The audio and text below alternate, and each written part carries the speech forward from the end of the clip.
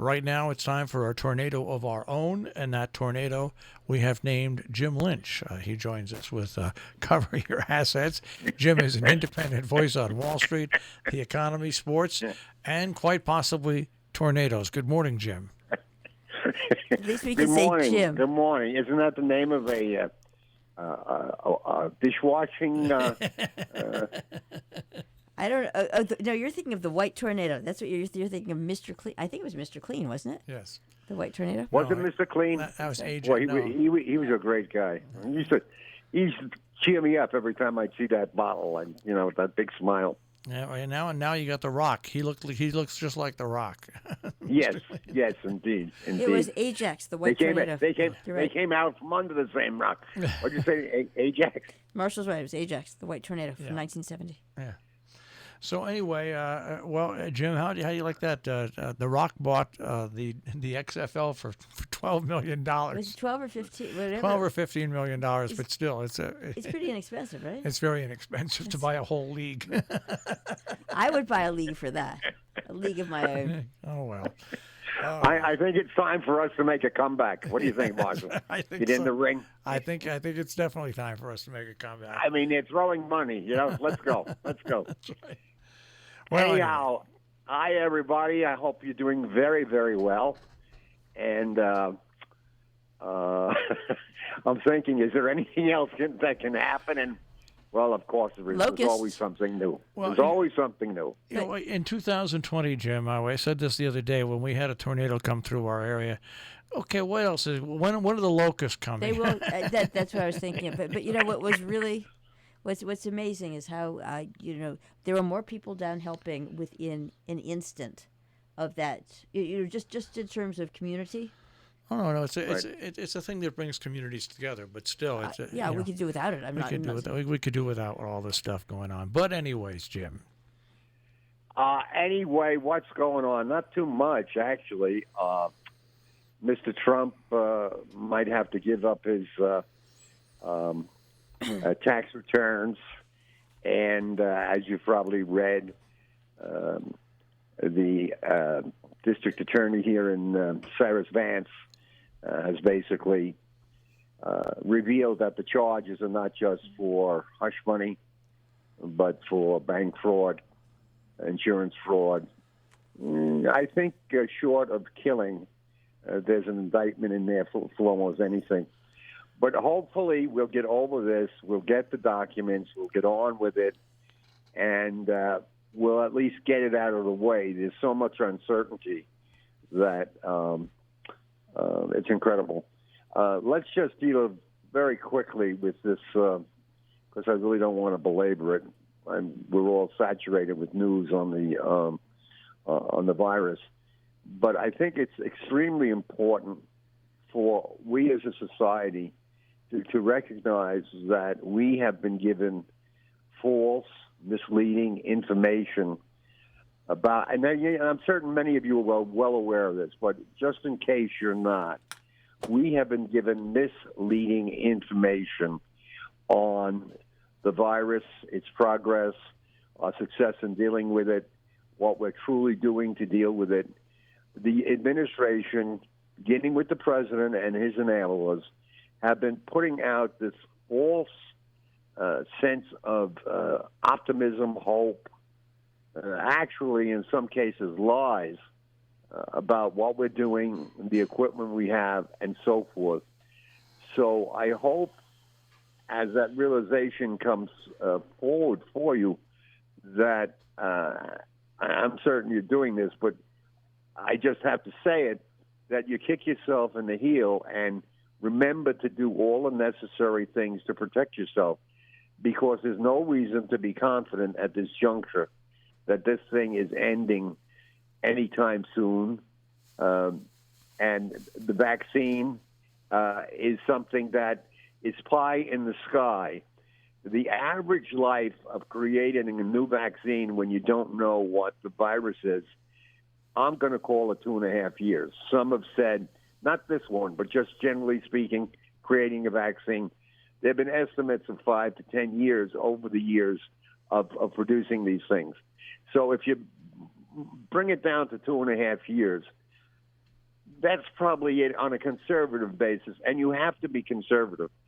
The whole problem here is like with reopening schools.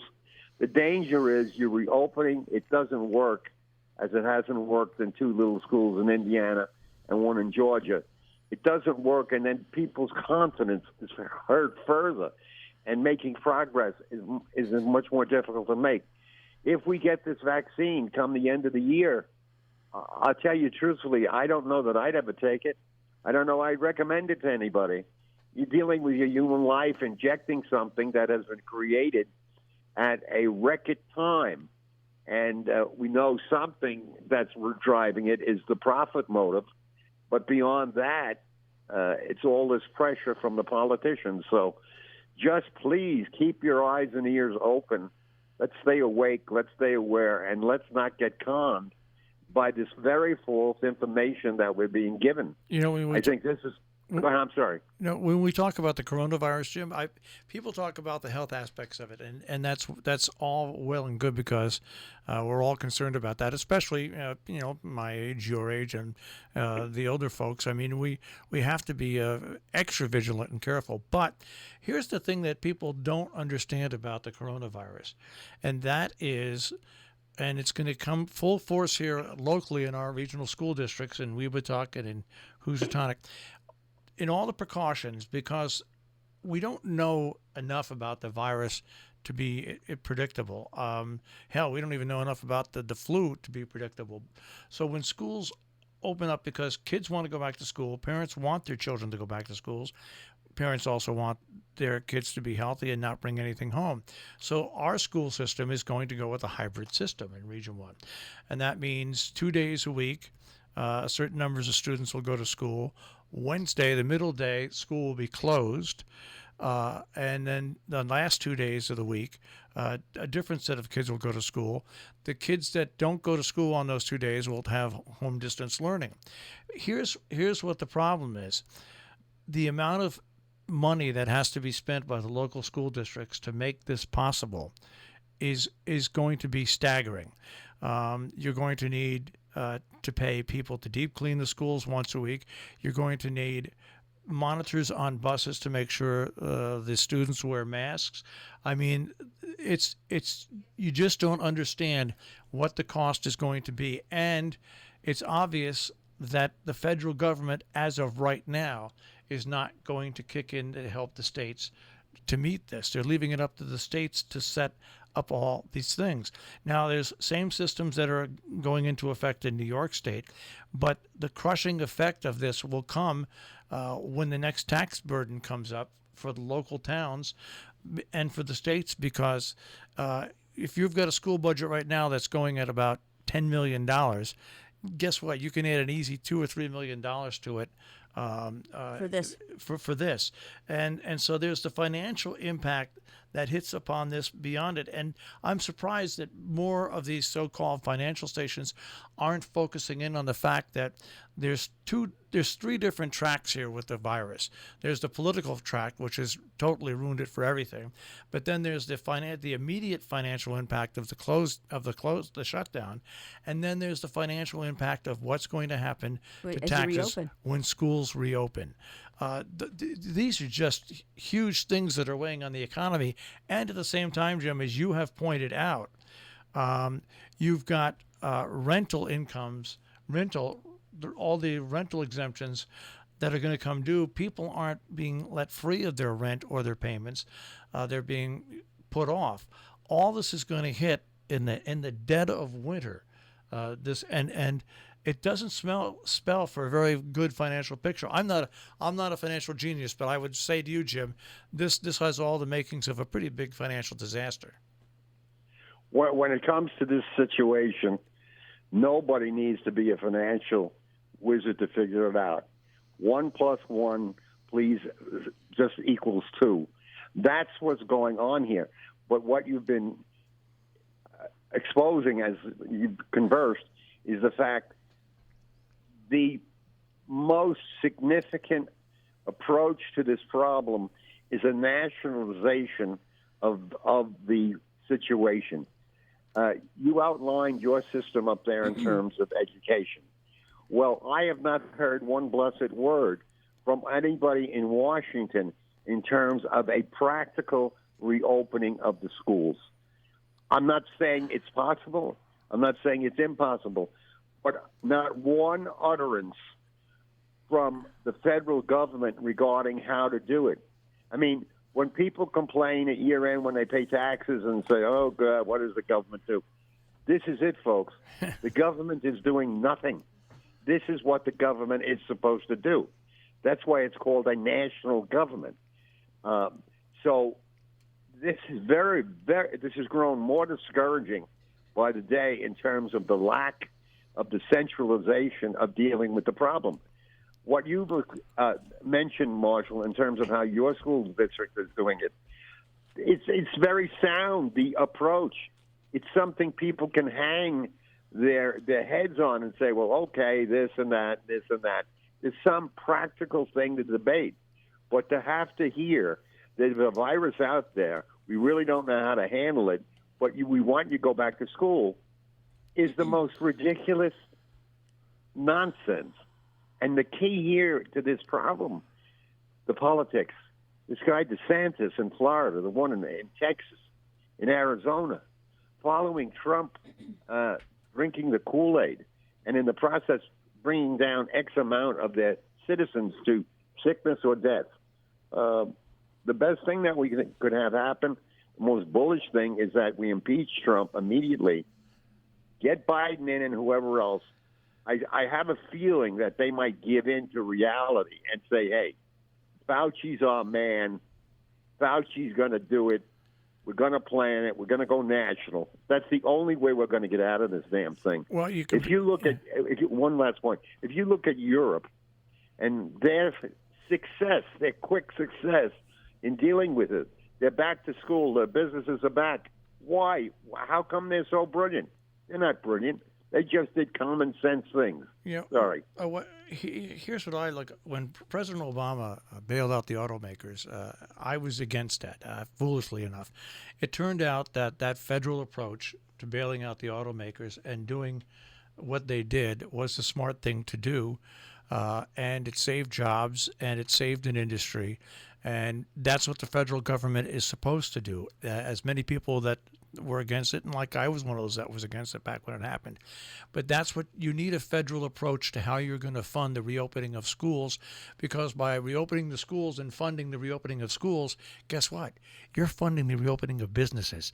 It's all tied together. And so far, the Congress, the president, the Senate, it's this become a political football, and we've got a brand new a superintendent who's just taking over this year. She's been in the system for years. She's a smart gal, Lisa Carter. This is the first thing that she sees on her radar, and there is no state help. There's no federal help. They even though the state says, get your plans to us, well, the state system does press conference. You know, it's pretty interesting once you sort of peel it away and look behind the curtain, and you're supposed to execute. Yeah. And I'm going to say that as far as there is what happens. There's the policy quote that's stated. Here's what you're meant to do, and then there's the actual execution, which is far more intriguing, entertaining, and complicated than a simple statement is. And for all that the people, for all that those politicians and professionals say, do such and such. Again, okay, how? With what? Yeah. Well, that's the whole thing, Jim. And as somebody who works with the stock market doesn't represent the average American, but what it does represent and what is the confidence in what goes on in America. For whether you like it or not, confidence is a great thing. And when you have confidence in the power of the U.S. economy, it's a great thing. But when you don't have confidence in it, it sets up really tragic things. And I just feel that we're on the precipice of being too late to act the correct way on this and have the federal government take over certain aspects of this and say, okay, whatever you have to do, we'll find a way to fund it. We'll find a way for everything to work out, whether or not it's choppy or not. And that's what we all have to sit here and look at, Jim. And we have to really press our legislators for that, wouldn't you say? Our national legislators, not our state ones. No, Yeah. no. Yeah. So Jim, it's this whole this whole pandemic thing has morphed into such a big story. It's bigger than the pandemic itself. All the side stories that go with it. Let me just address quickly the tremendous expense that the school districts are going to have to bear, and local government, state and local, are going to have to bear. By giving you an example, when this thing happened in March, and all of a sudden the government started throwing money at it, they started throwing money at their pals, their corporations, their friends. I'll just look at Boeing. I believe they got $25 billion. Now, $25 billion is a lot of money, even for Marshall. The thing is, they didn't think it out. They rushed to throw the money out. That $25 billion, just separating that out for a second, keeping it simple, would have been better served in planning what we just discussed. Well, how do we do it? How do we reopen? Let's start with this mere $25 billion, and how are we going to allocate it to support the bedrock of the economy, which are the Jim and Jones of the world who are working, teaching school, having small businesses. So we have gotten ourselves into a tremendous trap in terms of we've already wasted a lot of money in this, giving it to big corporations that can survive this. And also, they had been aided by the Federal Reserve, which is buying their bonds and sometimes buying the ETFs, which have a lot of their stocks. So the big guys have gotten a lot of money which has been wasted in terms of solving this problem. How do we right it? Frankly, the only way we're going to really right it quickly is by getting rid of the administration. And November seems a long, long, long away. Not really. Okay. We only have about 40 seconds left here, Jim. Well, it's been a pleasure. And as they did on the Titanic, we're going to play a song. I love Amazing Grace. How about you? I like Listen, that. we're going to get through this damn thing. Okay. With Marshall on steering the ship, we're going to be fine. We're going to rearrange I some love deck you all. chairs. Have a good week, huh? Take care, Jim. Okay, bye-bye. Jim Lynch, and cover your assets here on Robin Hood Radio.